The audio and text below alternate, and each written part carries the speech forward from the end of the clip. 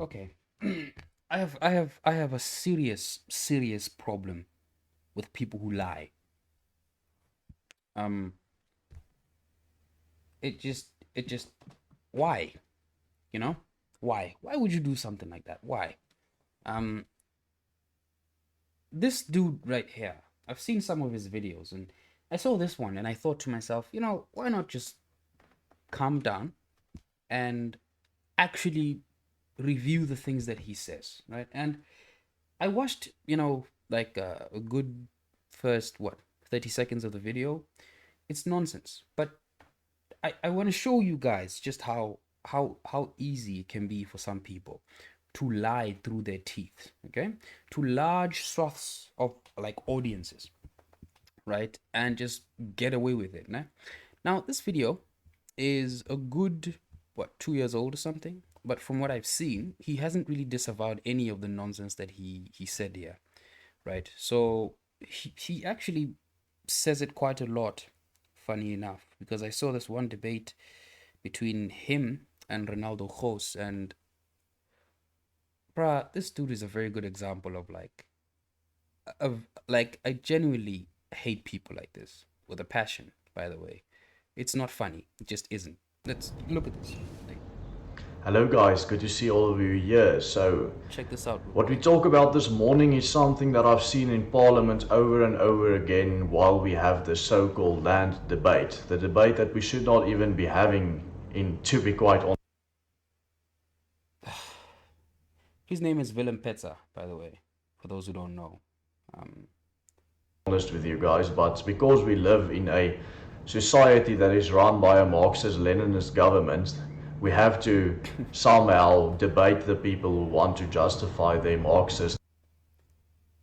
Again, he has this thing that he does. I don't understand whether you call that ad hominem or what, but he has a strange tendency of labeling anyone he disagrees with, nah? Anyone who disagrees with as like flipping Marxist and stuff, like Leninists, and they're all just communists and all that. And it's more than anything, it's a sign of a kind of paranoia, you know? Um, because it's people like this who love to jump to, the whole people like to call me racist because I disagree with them.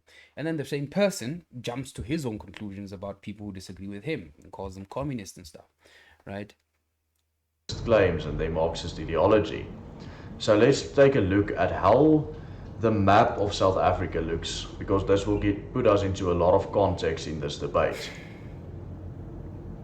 What we have here is the map of South Africa. So take a look at the color of this country. Take a look at the color of the photo from the air. Now let me take a look at something like Europe. Do you notice the difference in color between the two? Do you notice there's a huge difference in the color between the air photos of South Africa and the air photos of Europe, of Germany specifically here? That puts it into a lot of perspective what type of land South Africa is. The thing is, right, this is such a gross oversimplification of like just agriculture in general and how land works and like all the other things, all the other like factors that come into play when you look at something like this. But I have a feeling he's gonna say something else here, and Now, when you take a look at the arguments being thrown around in government, someone like AfriForum would go ahead and say, you know what, only 9% of um, the surface of South Africa was ever populated by black people, and then they would say something, yeah, but all of the land is ours, even though we. okay, so two things over there. Okay, the first one, we're actually gonna research this, big boy. Okay, we're gonna check these things out. Okay, we're gonna check these things out. Let's see what we can find here. Put this over there. 9/11, flipping hell. 9% of South African, go back, South African land occupied by blacks. I hate using that word, but there you go. Da, da, da, da, da, da, da, da, da, da, da, da. There's nothing like that. Nothing like that. Nothing like that. Nothing whatsoever. It's weird, right? It's extremely weird. Okay, let's go with this. Occupied by blacks before colonization. How about that? How about that, big boy? Before colonization. Let's see. South Africa to take back lands. Okay. History of South Africa.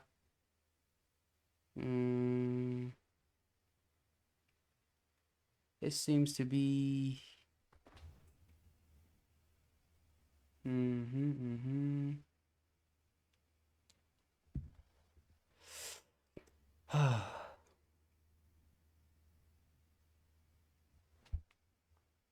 There's nothing about like a 9% here. Nothing. Nothing whatsoever. And notice, nah? Notice this real quick right here, okay? Notice this real quick. There is literally no sources in the description. None. None whatsoever. Okay? None whatsoever. Let's keep going, man. Flipping hell. We never settled it, and so forth. So what happened when we arrived in the Cape? When Jan van Riebeeck arrived here in 1652, he found the Khoi people there, and he bought a little piece of land from the Khoi people, or as they were called, the Bosjesmans. As you can see on this map here, it says the Bosjesmans, and then again, there's no evidence that he bought any land. Okay, let's do this real quick. Jan van Riebeeck buys land from the Khoi. Something like that. Okay.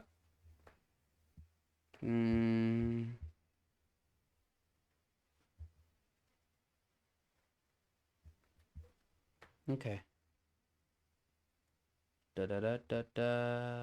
South African history.org. Okay, let's go over here real quick. Yeah.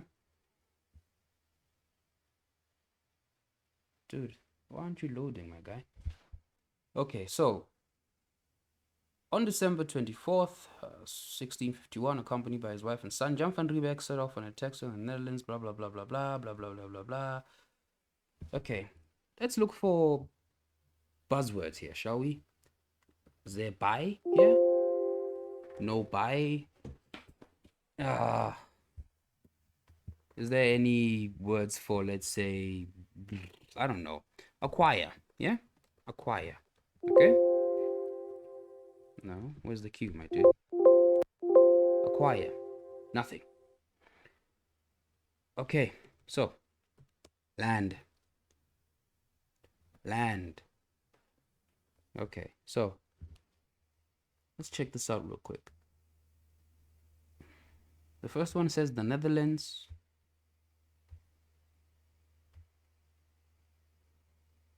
Land was cited. England. Although the VOC did not originally intend to establish a colony at the Cape, permits were issued in February. Flipping hell.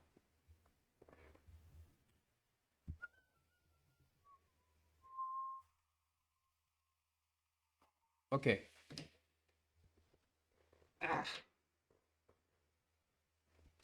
Sorry about that. There you go. So, just crossing my feet real quick. So, yeah, anyway, although the VOC did not originally intend to establish a colony at the Cape, permits were issued in February 1657 to free 9 company servants who became the free burghers or whatever to farm along the Liesbeek River in order to deal with the wheat shortage, okay? They were given as much land as they could cultivate in 3 years, but were forbidden to trade with anyone other than the VOC. Okay? With the number of private farms increasing, by 1659, the station was producing enough to supply any passing ship. The station also began to experience a chronic labor shortage, and because the Khoisan was seen as uncooperative, slaves were imported from Batavia, northern Jakarta, in what is it? Jakarta is in somewhere Pakistan region, um, and Madagascar. Okay, the land on which the Dutch farmed was used by the Khoi and the San, who lived in a semi-nomadic culture, which included hunting and gathering. Since they did not have a written culture, they had neither written title deeds for their land, nor did they have a bureaucratic framework within which to negotiate the sale or renting of land with strangers from a culture using written records supported by a bureaucratic system of governance. Hence, Van Riebeck, coming as he did from a bureaucratic culture with a unilateral, albeit written, mandate to establish a refreshment station, refused to acknowledge that land ownership could be organized in ways different from the Dutch European way. This is the problem. Again, nothing was bought here. Okay? He denied the Khoisan rights and title to the land. Basically, he gets there, he realizes that, holy shit, these people don't have a written language. Therefore, I can just claim the land. That's pretty much it. It's called land theft. It's pretty much that simple. Okay? If you get to another land and you find people there, and those people have a way of doing things that is not the same as yours, you don't have the right to say, well, yeah, but we do things like this in Europe. Therefore, whatever you guys were doing here is somehow invalid. Okay? It doesn't work like that. And so we continue to search for this weird story that this guy has. This idea that, oh, Jan van Riebeck somehow bought the land, which he didn't, right? But let's carry on real quick, yeah? Where was I? Yeah, he refused to acknowledge that land ownership could be organized in ways different from, yeah, okay. He denied the Khoisan rights and title to the land, okay, claiming that there was no written evidence of the true ownership of the land. Consequently, in 1659, the Khoi embarked on the first of a series of unsuccessful armed uprisings against the Dutch invasion and appropriation of their land. Yeah? Their resistance would continue for at least 150 years. In response to the skirmishes with the local population, in 1660, Jan van Riebeck planted a wild almond hedge to protect his settlement. By the end of the same year, under pressure from the free burghers, Jan van Riebeck sent the first of many search parties to explore the hinterland. Right? So, yeah, Van Riebeck remained the leader of the Cape until 1662. By the time he left the settlement, it had grown to 134 officials, something like that. Okay. Where are the other? Nothing. No other references of land, right? No other references of land. Hence I say, dude, this dude is such a, oh man. The country of the Bosjesmans. And then everything in pink here was what was bought there by the Dutch East India Company. This was around 120 years before any contact were made with black people. Now let's get back to the map here. So in 1770, that's around 120 years after the colony was established, contact was made with the first black tribes around Morgan's Bay. That is where the K River is, around here. That river you see right there on the map, that is the K River. The Vryburgers or trekboere who moved eastwards found black people in 1770 here at the K River. Now that doesn't mean that black people weren't in South Africa before 77. It just means that the colony, the South African colony, came into contact with black people in 1770, and this was here at the K River. Now take a look at the map here of South Africa. That probably isn't true, but we'll it's insignificant. I don't think that it really matters that much. So yeah, we're not going to check that one out, okay? The large map, if you zoom out all the way, you will notice the color here that most of South Africa is desert. 60% of South Africa is either desert or semi-desert. You can't live in semi-desert or in a desert if you don't have Western technology. No.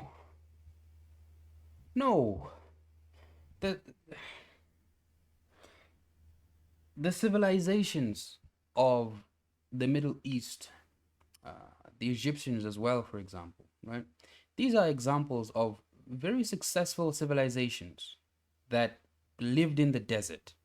The Kingdom of Mali is another good idea. Very successful civilization that lived in the desert, right?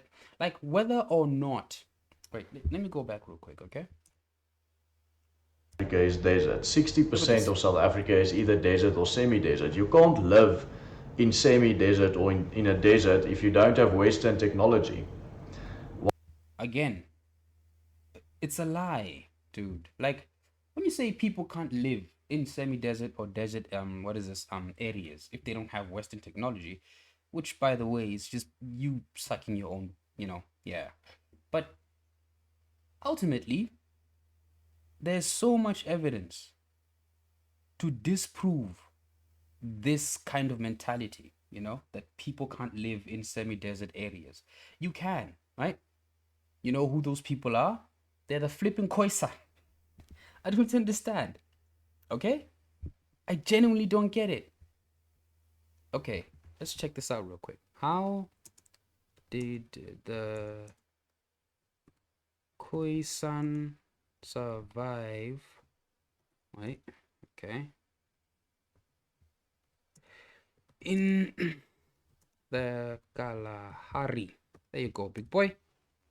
Let's check this out real quick. I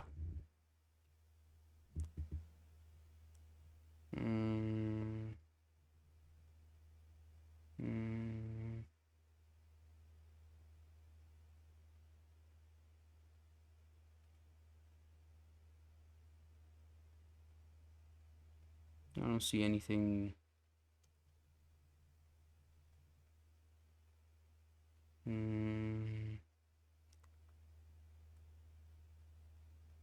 Yeah, okay. I don't see anything here, no? But what we can do, however, is basically just go over to YouTube real quick, because I did see a video that explained with pretty much, like, it's an oversimplification, but it should do for now, right? If you want to, you should basically go and do some research yourself, yeah? So, the Khoisan, okay? That's just the Khoisan, yeah? You see this video? This one right here, yeah? Go over there, search the Khoisan, click on this video, and it explains pretty much how like these people were able to survive in the desert and stuff like that, right? One of the most iconic symbols that we have in South Africa, or for the Afrikaner people, is the windpomp. This is what I have on here right now. And many people know this is an iconic symbol, but not many people know why this is an iconic symbol.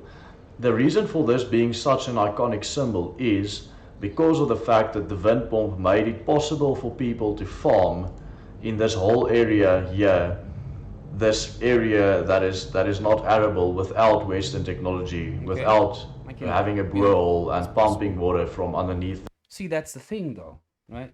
To him, when he says it's not possible for people to survive, that's not true, okay? But you can actually come with other, forms of like, oh, okay, maybe it's not possible for like successful farming over there, right? Which I can actually see. I don't think that's a big enough claim for me to actually do some research into, but carry on. The ground. Now, when he says black people in general, when he says that it's not possible for people to survive, then that's just a lie, because now we're just ignoring the existence of the San people altogether. Okay, the Khoi and the San, and we're just ignoring the existence of all these people altogether. That's extremely disingenuous. Extremely especially the Nguni tribes. It is a well-established historical fact that they started moving to South Africa, migrating to South Africa during the 16th century. And it is a well-historic, okay, now I'm even fumbling, bro. It is a well-established fact. Listen to this, okay? Listen to this. And then you wonder why some people are labeled as like racist and stuff. Why they're labeled as history revisionists, okay? Look at this. It is a well-established historical fact that they started moving to South Africa, migrating to South Africa during the 16th century. He says it's a well-documented historic fact, yeah? Let me remind you of something real quick, okay? Look at this. You see this? No sources whatsoever. Yeah? No sources whatsoever. Okay? None. But let's carry on. So here's the funny thing real quick, nah? He claims that the Bantu people, who are basically the modern day black South Africans, started migrating to South Africa around the 15th century. That is starting around 1400. But I have something to say about this, but let me just go back real quick and just let him finish what he has to say. And Nguni tribes, it is a well-established historical fact that they started moving to South Africa, migrating to South Africa during the 16th century. During the 16th century, so earliest 1500. Okay. And they migrated from here, from the Great Lakes area. This is where the Nguni people originated before they moved to South Africa. And when they moved to South Africa, how you lie with such a straight face is fantastic. It's I have to say it's genuinely just, I am jealous of someone like this who lies with such a, just he's so confident in his lies as well, okay? So there's two things to note there. Yeah. One, he says that basically black South Africans migrated into South Africa around the 16th century. So earliest is 1500 for him. Okay. And two, they come from the Great Lakes region, which, by the way, is not, it's true, but it's not the whole truth, in the sense that black South Africans come from West and Central Africa. That is the Bantu people. They don't come from Zambia. Okay. They come from West and Central Africa. Let's check this out real quick. Yeah. When did the Bantu migrate to South Africa? Okay, there you go. When did the Bantu arrive in South Africa? Yeah, okay. Check this out. The arrival of Bantu-speaking Africans. Yeah? No. What is this? What the hell is this? Opening a new tab real quick.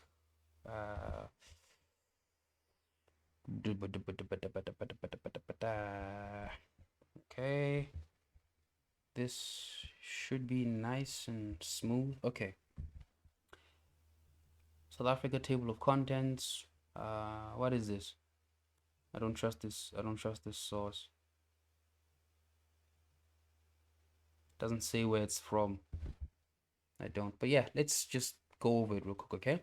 Bantu-speaking Africans, whose descendants make up the overwhelming majority of present-day inhabitants of South Africa, had moved south of the Limpopo River by about 1,500 years ago. Okay? Notice this. This is about, what, 500 AD? That means that the black South Africans that you see today were already in South Africa. Okay? Farmers who combined knowledge of cattle keeping and slash and burn, cultivation with expertise in metalworking. The Bantu speakers came from West Central Africa, north of the Congo River and present-day Cameroon. Okay? Now, this basically probably goes into, like, all the other details and stuff, right? But that pretty much, confirms the two points that were brought up by this dude, right? Which was, to him, it was at least like 1500. Nah? The Bantu people were there like 1,000 years earlier. Okay, let's go to another source, shall we? Let's go to another source. Yeah. The Bantu migration. What's this? Yeah. Okay. The Bantu expansion is the name for. Okay. Yeah. It seems likely that the expansion of the Bantu-speaking people from their core region in West Africa, okay, began around 1000 BC. Dude, this is not a joke. This isn't like, this dude is lying. And the sad thing is that what, 50,000 people watched that video and they believed it. This is the sad part about all of this, right? I mean, we could go on and on, we could go on and on, right? Let's go for another source real quick, just to put the final nail in the coffin. Okay, big boy? Final name in the coffin real quick.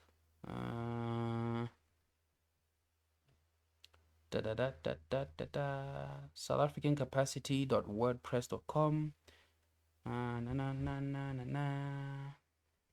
You get my point though, yeah? Just go do your research. That's all I have to say, okay? They occupied basically this region here in the north that is quite good agricultural land, and then next to the coast up until here where the Kei River is, where we found them first in 1770. Now, that is why we say that they only occupied 9% of the land in 1910, because in 1910 South Africa was made a country. Before 1910, South Africa didn't exist as a country. So saying that we should go back before that and that we stole the whole country before that would be a massive fallacy, because South Africa. Yeah. This guy is so disingenuous and Weasley, and there's a reason why I hate people like this. Yeah, people who lie to their audiences so freely and so readily, right? Because they know that their audience is basic. I don't think they're dumb. I don't think they're dumb. I think that there are a bunch of people basically who have been primed, and conditioned to believe pretty much whatever the content creators say, right? You see it all the time, okay? You see it all the time. When someone like this says that the Nguni tribes were found from the Limpopo River all the way to, the Fish River and stuff, right? That's a lie. That is such a lie. It's just sad. Okay. I want to search for something here real quick, okay? The interactions between the Xhosa people, yeah, and what is this? The San people, yeah. Okay, let's do this real quick. Why does Xhosa have clicks? Something like this real quick, okay?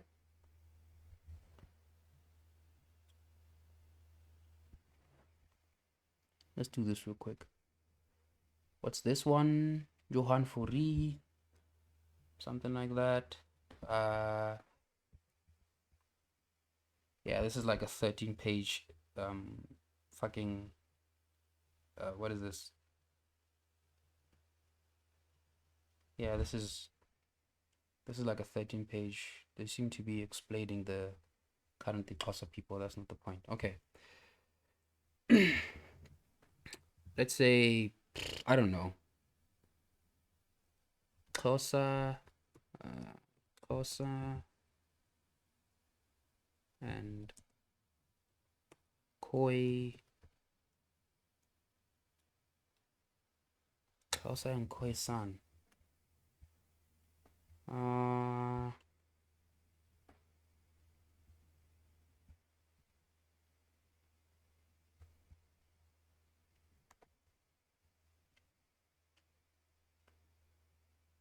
Xhosa and Khoi-san. Okay. Marriages. The Khoi and the San peoples. Okay. Let's check this out real quick.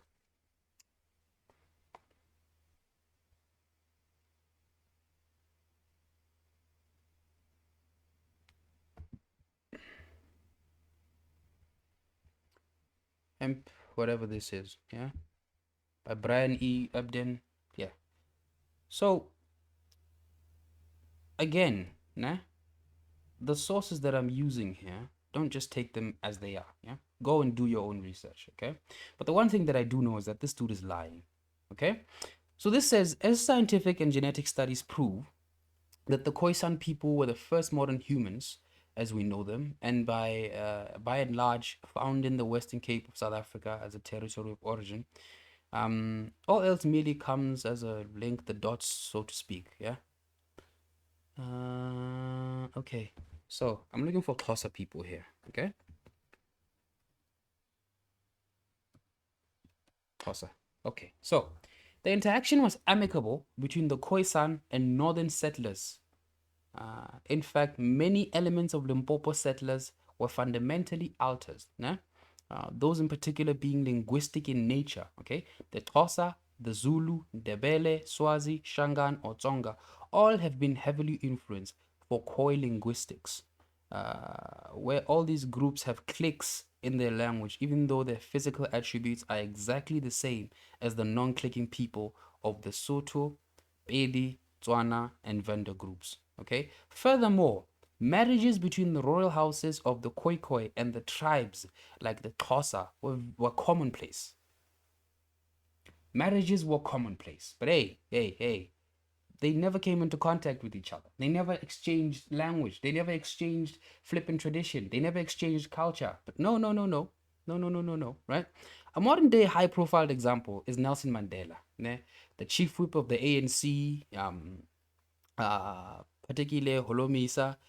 If one looks and the physical attributes of all Xhosas, the simple deduction is that they display very little, if anything, remotely similar to that of 98% of the Amaxhosa. Né? So this dude is lying, bruh. Like, and this is so sad. You know? Intermarriages. No, not inner. Inter. No, flipping hell, man. Okay. Intermarriages. There's plenty of evidence to suggest that the Xhosa and the Khoi people were basically just, you know. But let's carry on, yeah? Didn't exist as a country. So saying that we should go back before that and that we stole the whole country before that would be a massive fallacy, because before 1910 we had the Boer republics here in the northwest, and we had the black lands here on the east coast, and we had the British colony in the Cape. So when This is so dishonest. It's sad. When people talk about, you stole South Africa, they're not talking about you stole South Africa, the concept. They're talking about you stole South Africa, the land, right? So, okay, this is how dumb this is, right? This is how dumb this is, okay? It's like you, né, stealing someone's car, okay? And then after you steal someone's car, you just paint it red. And then when they find you, you're like, what? This isn't your car, right? It's red now, it's not your car. What do you mean? What do you mean, right? The car that you're talking about is blue. It's like, no. I'm not talking about the color of the car, okay? I'm not talking about the name of the car. I'm talking about the car itself. I'm not talking about the car, the concept. I'm talking about the car itself. That's usually the kinds of arguments that people make. And then you get dumbasses like this who basically just spew nonsense, knowing that their audiences are just going to eat it up like flipping pop and milk, bruh. the land was given to black people in South Africa, the Bantustans, 12% of the surface area was given to them. And here is a map of how it looked, how the composition looked of the land that was given to the black people. If you notice on this map where the land was that was given to the black people, and then you look at the air photo of South Africa, you'll notice that all the land that was given to the black people, or the best agricultural land in the country, except for maybe the parts here around Mafikeng, which was the Bophuthatswana land. Oh, man. Oh, this is just sad. It's just sad at this point. It's just sad. You know what the funny thing about all of this, right? Is that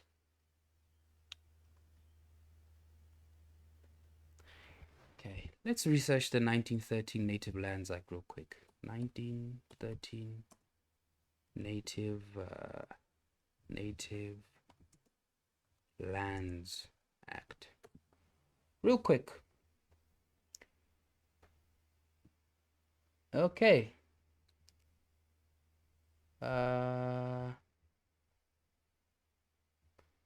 All the sources that I'm using, I'm probably going to be linking in the description, okay? So just be on the lookout, yeah?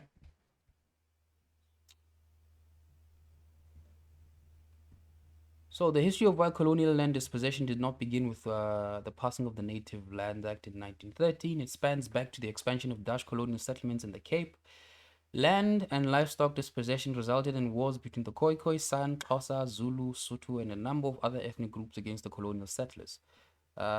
With increasing conquest of Africans came the issue of how to deal with African people, which the government termed the native question. In a nutshell, the term was loosely defined in the 1903 Intercolonial Conference as embracing the present and future status of all Aboriginal natives of South Africa and the relation in which they stand towards European populations. While the initial part of land dispossession began with annexation and division of territory, over time, proclamations were made and laws were enacted by both Afrikaners and the British to dislodge African people from their land while consolidating areas of white settlement. Okay? Where am I? Yeah, okay. Flipping hell, man. Thus, by the time the Land Act of 1913 was enacted, South Africa was already moving in a direction of spatial segregation through land dispossession. Notice how he talks about the 1913 Native Lands Act, right? He didn't say that, but that's what he's referring to when he talks about only 13% of the land in the country being allocated to black people, right? This right here speaks about how before 1913 there were already policies that were explicitly designed to limit the amount of black people that owned land. Okay, there were policies that were specifically designed to push black people into segregation, basically into squatter camps. Okay, and then the Native Lands Act was basically just really the cherry on the cake, if you're excluding apartheid, that is, right? But just notice this, okay? Notice this. Let's just go through this real quick, yeah? Let's just go through this real quick, okay? Yeah, so thus, by the time the Land Act of 1930 was enacted, South Africa was already moving in the direction of spatial segregation through land dispossession. Okay, one of the key legislations that laid down the foundation for a spatially divided South Africa was the Glen-Grey Act, passed in 1894. 1894. How many years is that before the 1913? Okay, after the end of the South African War, the British and the Afrikaners began working on establishing the Union of South Africa, which was accomplished in 1910. Yeah. However, black people were excluded from meaningful political participation in its formation and future. The British and Afrikaner landowners and industrialists set in motion a process that would consolidate their wealth while excluding black people through legislative means. Dude, this goes on and on and on. It's not a joke, okay?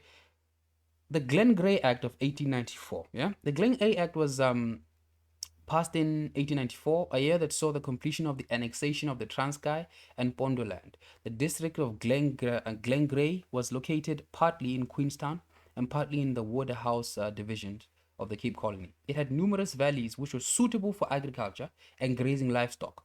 Colonial settlers were only partially successful in seizing the land for occupation, and district remained largely in the hands of Africans. In 1879, the land was proclaimed as a magisterial district set aside for missionary and railway use, and as farmland for whites and Africans. White farmers resented African ownership of land and demanded that it be taken from them. Yeah? They argued that Africans, the Tembu in particular, had forfeited their right to the land when they fought against the colonial government.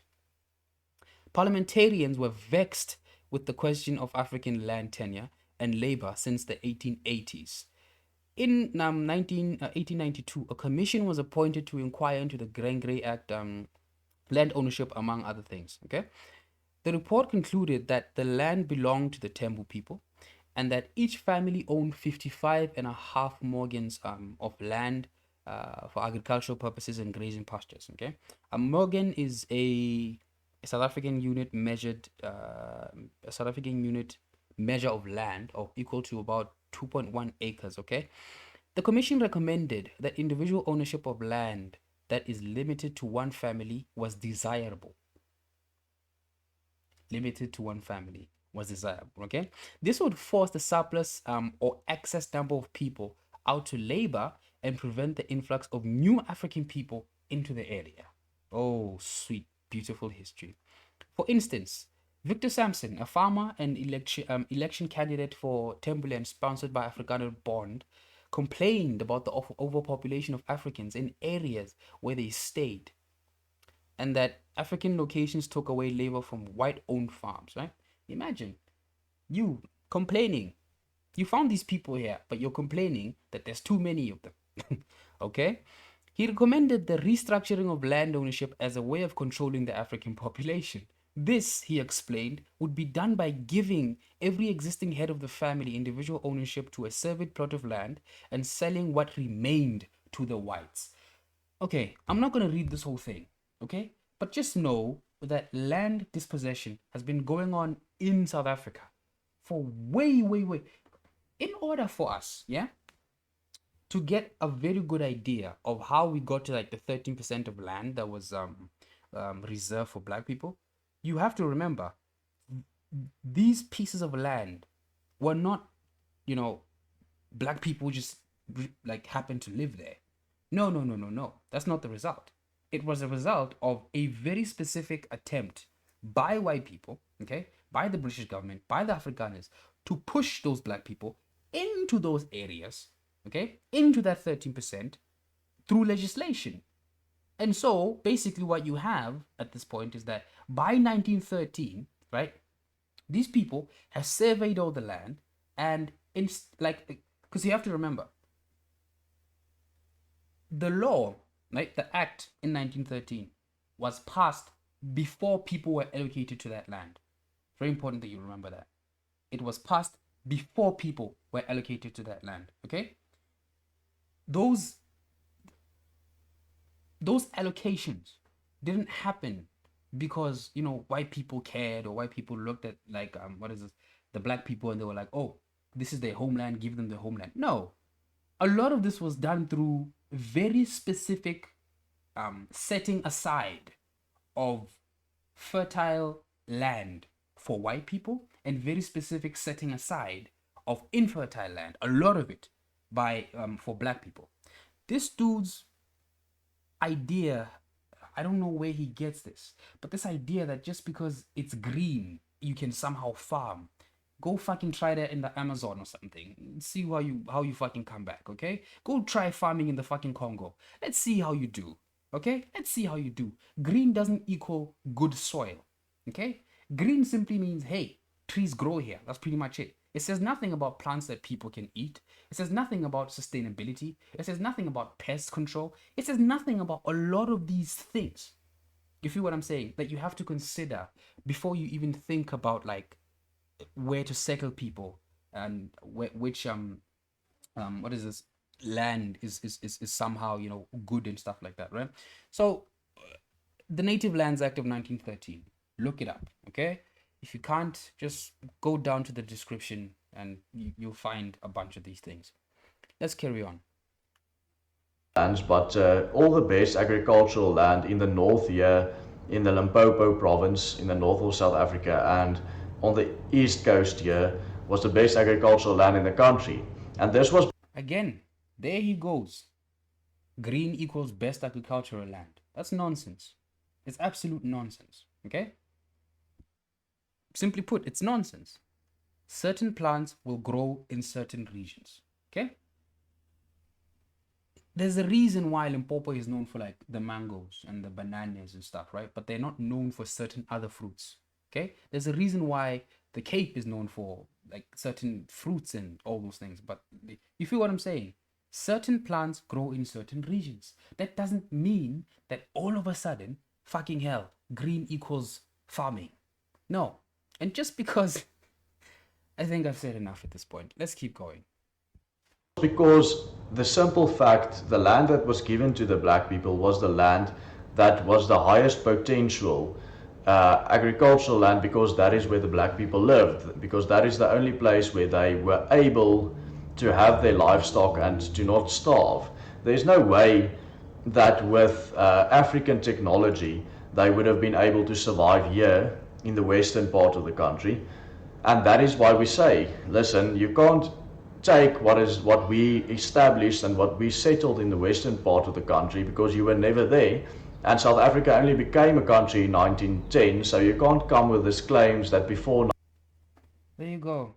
Reiterating stupid ideas. Some really stupid ideas. And let me say this once again. Nah? I don't like people like this. People who purposefully spread false information like this. This person in my book qualifies as a very bad human being. Very, very bad. If this dude was to be like censored, I wouldn't mind. I actually wouldn't mind, because he's actively contributing to the discourse in a meaningful and harmful way. It's so sad. 1910, a lot of other things was going on, and that this is why the country is yours. So after this argument is established, the most common counter argument that I hear from the Afrocentric Marxists is that, we Had to sneak that in. Marxists had to sneak that in. we're not there, but all of Africa belongs to us, or all of Africa belongs to the black people, or even all of South Africa belongs to the black people, just because black people settled on 9% of the South African. Again, remember, black people didn't settle on 9% of South African land. They were pushed into 9% of South African land. It's very important. Actually, not 9, 13% of South African land, okay? That 9% claim, I have no idea where it comes from. Quite literally, no idea. And given the fact that it's him, he's probably lying. Because he's literally just lying. But hey, what can you say, man? Soil, because they say it belongs to them because they are black. Now that would be the same logic that you would use, that someone would use, that would say, for example, all of Europe should belong to the German people. Someone who would say all of Europe belongs to the German people is exactly like the Afrocentric Marxists who claim that all of South Africa should belong to the black people. Now, let's talk about the Khoi people. So, as I pointed out before, this is what the Cape Colony looked like. Let me just get that map on there again. Sorry. This is what the Cape Colony looked like just after it has been established by the Dutch East Indian Company.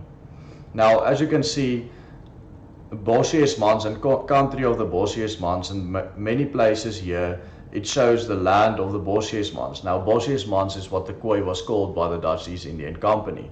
And it was also established that these parts that was bought from the Khoi people was bought by. Again, no one bought anything. It's very important that you understand that, okay? No one bought anything.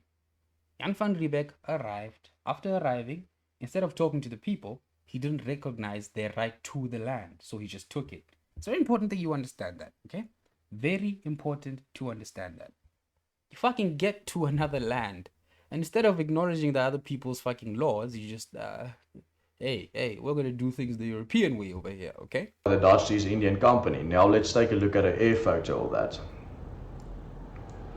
So here you can see this part here next to the mountain range, to the west of the mountain range. This is the part that was bought by the Dutch East Indian Company to farm with. This part here was settled by the Khoi people, and there was a lot of wars between the Dutch East Indian Company and the Khoi people, but that does not mean that the Dutch stole their land. It means that the Khoi mostly stole the Dutch's. Source needed. Source needed. Source needed. Remember, the Khoi were also herders, meaning that they moved around with their cattle around the country, basically, right? So, but hey, source needed, my dude.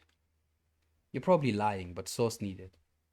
cattle, and that is what most of the Khoi Dutch wars came to. Now, if you look at here, what happened here to the north of the Cape Colony, when you pass that mountain range there is absolutely nothing. You can even zoom in here, and you'll see from the air, it's miles and miles and miles of absolutely nothing. There's nothing here. Nobody can survive here. Nobody can survive on 60% of this country without having a world technology. Okay, that's it.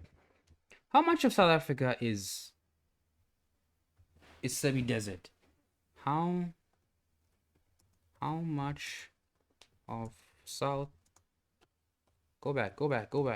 Okay, South Africa is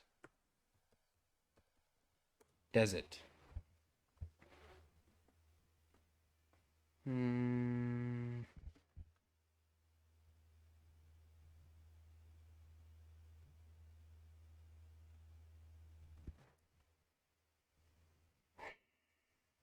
Okay.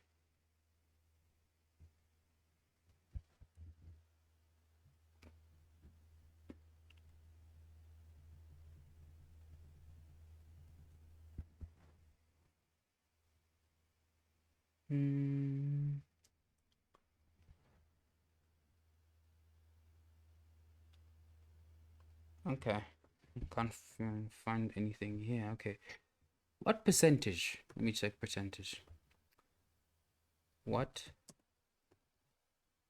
Yeah. Percentage of South Africa is desert.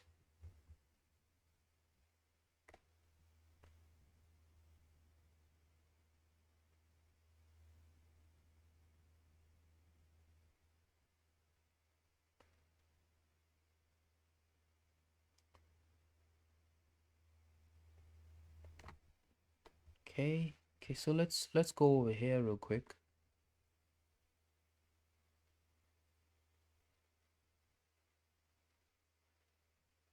And see that real beautifully. Search for South Africa.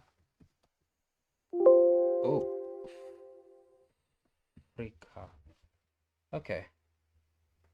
South Africa. Da da da da da. Da da da da. Okay. For instance, the ZF Ngawu district municipality, South Africa, total vegetation may cover as low as 13 on non-protected farmlands. Can't seem to find it.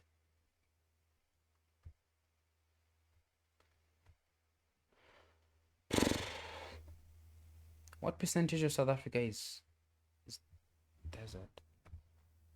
Okay.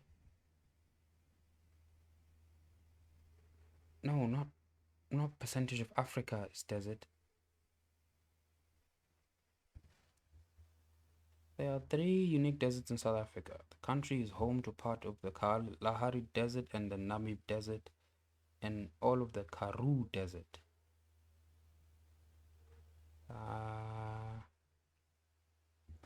Okay. I can't seem to 60% is a flipping a lot of fucking nah, fam. It's not, okay? Calm down. Calm the fuck down, big boy. Technology without the wind pump that was brought here by the Europeans. No, seriously, if anyone has anything on that, any information, he's probably lying, or he's probably like taking one number and he's like, you know, adding 15, 16% to it. Because this dude is like, he's a liar, and that's If you want to go to a place that can actually be survived without it, then you're gonna have to go to the east coast. Here you can survive without a boil because there's a lot of water here and it's green. It looks like a place that can be farmed. One other fact that has to be named is that only 3% of South Africa's surface area is high potential agricultural land. And then let's take a look again at the 3%, you say? 3%, you say? How much of South Africa is agriculture?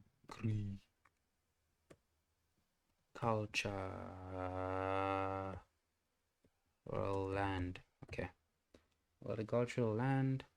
No. Go in. Go, go, go, go, go, go.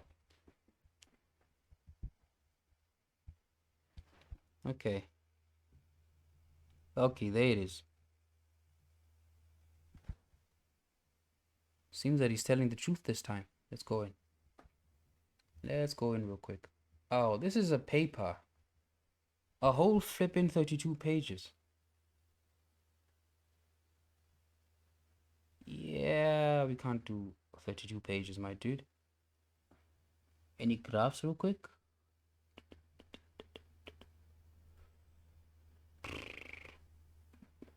What's truly fertile mean, though? With only 3% considered truly fertile land, South Africa falls short of other countries, such as India, where arable land covers 53% of the country. Most of South Africa's land surface is suitable for grazing, and livestock farming is by far the largest agricultural sector in the country. So 69% of the country is suitable for grazing. It doesn't seem like desert.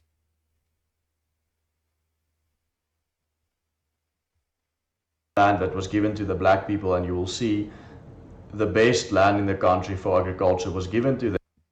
The best land in the country was never, ever given to black people. This is such a lie. This is such a bold-faced fucking lie, bruh. Like, why are you lying? Like, why? Why are you lying? Fucking hell. Them, and that is where they still reside today. So, I'm going to leave you guys with this then, that what we have here in South Africa is a debate of greedy Marxists who wants to take away Marxists. all of the land for themselves, and they have no facts. Sorry, I'm going to wait for those birds. They have no facts to back them up on that. They have no facts to back up the fact that they say that the land was stolen. The land was stolen as Someone like this, someone who lies so much, someone who clearly hasn't done any research into any of this, just talking about how other people don't have the facts is the true definition of irony right here. This is fantastic. This is an exhibition on propaganda, basically. More than anything else. Propaganda. a massive fallacy that is being perpetuated by people who are drunk on ideology, who just wants to take the land because that's what their National Democratic Revolution documents say. That is what their plan from the start was. As our current president Cyril Ramaphosa said, we will boil the white people like a frog, but we have to do it slowly so that Ramaphosa, boil white people like a frog. Okay. Ramaphosa, boil white people like a frog. Boom. Let's do this. Da da da da da da da da da da da. Can you compare whites to frogs, Mr. Ramaphosa?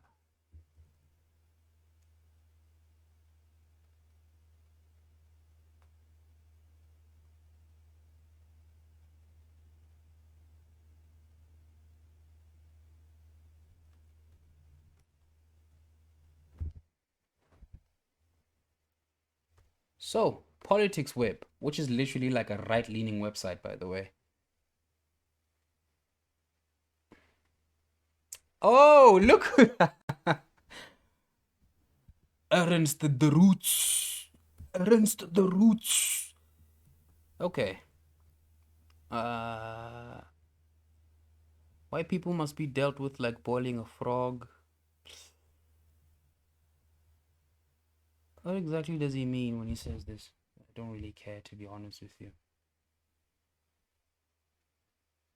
Because the thing is, while other people are fucking complaining about actual policy that fucking impacts people and shit, You're talking about frogs. the white people don't jump out of the pot, and that is their end goal. It's not to take reparations from what was stolen, because that would be totally ridiculous. It's just because they want to establish collectivized farming. They want to establish communism Marxism? in its full in South Africa, because they are old school Oh Marxists. boy, this is beautiful. Communism in its It's full in communism South this Africa, time. because they are old school Marxists, and it's because of out of a sort of a hatred for the white people who have settled there on the western side of the country. So this is something you can share with your people. You can share it on whatever platform you want by clicking Yeah, the we're arrow. done. We're done. Oh man. So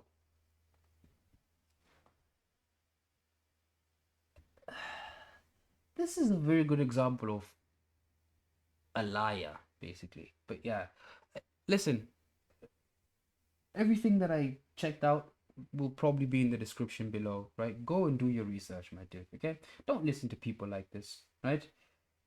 From what I know, this dude is, I don't want to say it, but just go do your research on him. He's a really bad person, in my opinion. But yeah, just fucking hell. I'm done. I'm out.